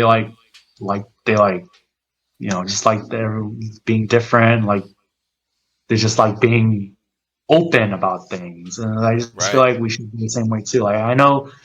Like I remember some of the Korean actors that played some parts to be Japanese and they spoke Japanese and stuff like that. They got criticized for it Mm. during their role. But I just feel like, to me it's like It's time to move on. yeah, for me it's Hmm. like that was I understand the history and like I know why past should be like we should know about our past, but like we should also know how to change. Like how to be like Absolutely. we should know how to change to like each other. Like There's a or like respect each other. Like because right. the Respect whole is a huge samurai thing. thing. Yep. Yeah, the whole samurai thing. I respect that. Right. Because it kind of reminds me of the fire department. So it's like they're honorable. They just They were serve. very honorable. Yep. Yeah, they serve. They had a code Yeah, they had a code, and and it's they like that. stuck to it. You know. Mhm. Like they were even willing to kill themselves, like Saboku, if they even Right. broke it. Yep. So so they were willing to sacrifice themselves for their own honors. It's like that's Yeah. pretty bad. Yeah, man. That's yeah. I mean that was what I was always attracted to that kind of stuff. Mhm. As I got older and stuff, and especially when I spent time in Japan. Yeah, it was. Yeah, I like uh, when people have a code to live by. Character and respect. Not just show me the money kind of attitude. Yeah. Like material things and money, like the shallow part of how some people are or whatever. I Yeah. was always more attracted to honor and character. Yeah. Like how strong are you inside, right? Mhm. That's not the superficial stuff. I was always very attracted to that, and I think I really felt that Mhm. when I spent time in Japan and Yeah. Korea. Yeah. Yeah, it's just like when it comes to also like airsoft stuff, like when I'm just basically just open to anything, like I don't care who you are, I don't care what you Yep. follow. We're always having a great time, like especially when I go to these Muslim games and like when I go to the other airsoft games, like I'm just open for everything. Like, Yeah. yeah, that's for me, that's what the airsoft's all about. Is like you just get to meet these different types of people, and you're just like, oh, cool, that's It's got yeah. to be one of the most. It's fascinating to me that airsoft as a sport and a hobby brings every single background you could think of and Mhm. every single personality type, um, whatever, all together. It's the most diverse, Mhm. and political views and religious views all come together. Like all these things, you're brought up with, that you're taught with, like some of our core beliefs, right? That normally in normal everyday life, like at work or at school or especially family events, Yeah. you know, where these type of differences would cause arguments. When you get to airsoft event, dude, it's all gone. It's all None of gone. that shit matters. None of that Like shit even matters. if You we got talk the about it, even nerds yeah. and the jocks and Mhm. the military veterans and like everybody is all here, and hey, we're good, man. We're good. Yeah. At most, it'll be like a debate, but like in the end, we all just want to have a good time. That's the Right. point of ourselves. It's like, especially like the Milsim games and stuff like that. We're just here to have a good time. Yeah. Yep. Even though like they're like they might have like cheaters and stuff like that, or they get into an argument. In the end, it's dears say, "Hey, what's up?" It's like it's okay. That's my fault. Oh no, it's my fault. Yeah, no. I know, right? And that's the best part because in the end, like with airsofters, we're just like like we just Well, that's how the way that ends. That's how it was when what I was talking about earlier, when I'd get in these fights. Uh, we get in fights like in high school, or whatever, and it was so common at the end to be like, "Oh man, I'm sorry. No, I'm sorry. Oh, it's go," and now you're friends afterwards. Oh yeah, that's funny. I think your mic got muted. really. Let me see. Oh, there you go. Okay. Oh, I think I was just far away. Mm, yeah, oh, for sure. Well, dude, it's been awesome talking with you. Did you want to cover anything else? I think I talked about most things I wanted to, like how I Okay. started, what my idea was for the armor. Right. But yeah, like but new armors potentially going to come up, like the winter armor is going to come up, and I can't wait to see that. That sounds awesome. yeah, I know a lot of people have been expecting it. I've been lacking on it, especially because I've been working a lot. It's been the holidays, so hopefully I'll get back into it. I just gotta make that. commitment for the next 3 weeks to make that Oh, armor. it's tough around this time. I mean, do you have do you guys have like your parents? Do you have family that's close by in Yeah, California my there? dad's side of the family is still around in in this area, so like we still have a lot of family stuff. So, Do but you yeah, guys get together for like Thanksgiving and shit yeah, like like that? Korean Thanksgiving and then regular Thanksgiving. So that's a lot. That's another thing. But around like the winter time is when I'm most busiest, and summertime is when it's most laid back. So, Okay. Now I want to ask, do you guys we when I was in Korea, we tried something called kimchi yeah, and yeah. oh yeah, the is it seaweed? No, no, it's actually cabbage. Cabbage, okay. So it's fermented cabbage. Fermented, yeah. So what they do traditionally is that we use the cabbages, we wash them down so that till they're clean, and we like marinate them with all the spices, and then we put them in a clay pot. And traditionally, we would bury them underground. Right. Well, for months. We'll leave them there for months so that way they can ferment. Wow. But the Koreans now, especially out in like the U.S., that we have we have these kimchi fridges, or more like the storage fridges. You know how like there's like these fridges that are like kind of like box shaped, and you open up like top ways instead of like the sideways, how our normal Oh yeah. fridges are.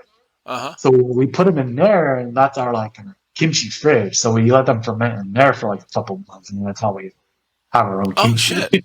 Oh yeah, okay. Oh, that's wild. Yeah. And Yeah, you because can I find, remember the first time somebody told us about it when we got there. They're like, if you want to try, some of the different foods or whatever, like kimchi, and we're like, well, what the hell's that?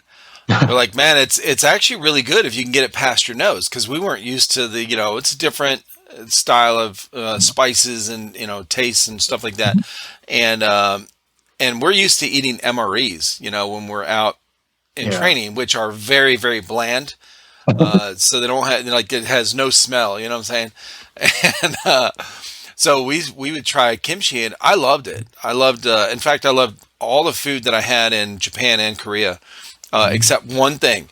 I think it was in Korea, but it might have been in Japan. I can't remember. But the tiny squids, it was like this tiny, and it was kind of clear almost, but it was like a full, I mean, you could tell it was like a little octopus or squid. It was a squid, but oh man, that was I ate one and I was like, I mean, it's raw. Oh yeah. Yeah, so I'm it not was sure pretty because bad. Japanese and the Koreans, they love to eat the squids raw. So I'm not sure Yeah, what I part can't like. remember where it was at, where I had it at, but it's been a long time, So, but that was the only food I didn't like. Everything else I loved, Oh, when I was there.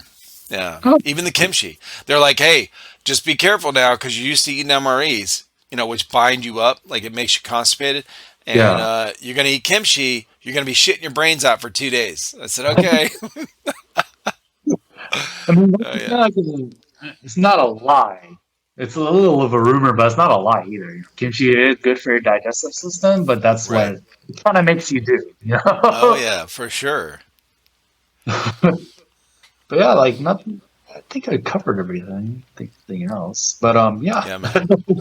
Well, I appreciate you being on, man. It's I'm really, I'm I love when I meet somebody like yourself, where I don't know that much about you. Okay, I've never seen your face. I followed you on Instagram, seen all your pictures and stuff like that, and then we start this, and you have this fucking Matrix armory set up behind you, with your samurai mask and your samurai helmet sitting behind you, and you've got your very first airsoft gun, which is pretty cool, and Yeah. it looks cool since you painted it. And you got all these grenades and shit. Like, you got a really cool setup. So, like, I was very surprised. All this stuff you were talking about and showing, and like, bro, you got a fucking armory here, okay, of airsoft guns. Like, it's really cool how how many different guns and gear you have. So I Yeah, really appreciate it. no problem. It was like, I'm pretty sure there's other like bigger airsofters out there, like especially like Gen, like their garage is way bigger. I've seen their videos. Well, like I'm like, oh, they have to put guns on top of They guns. really do. They really do. Yeah. I know, man. Well, thank you so much, Yang, for being on, man. I appreciate you. And where can everybody find you online? They can find me online on my Instagram. It's just Airsoft Samurai. There's no capitals, no spaces. It's just as is, just Airsoft Samurai. And then you can also find me on TikTok as well. I get a lot of questions that I should start a YouTube channel. I've been thinking about it, so Bro, you have definitely got enough stuff to go over if you wanted to start a YouTube channel. You have enough, to create content on. So, and I I do. think you'd be the only airsoft samurai out there. To be honest, you're the only one I've seen. So everyone watching and listening, go follow this guy. Stand up, honorable samurai over here. Airsoft samurai. I appreciate you, man.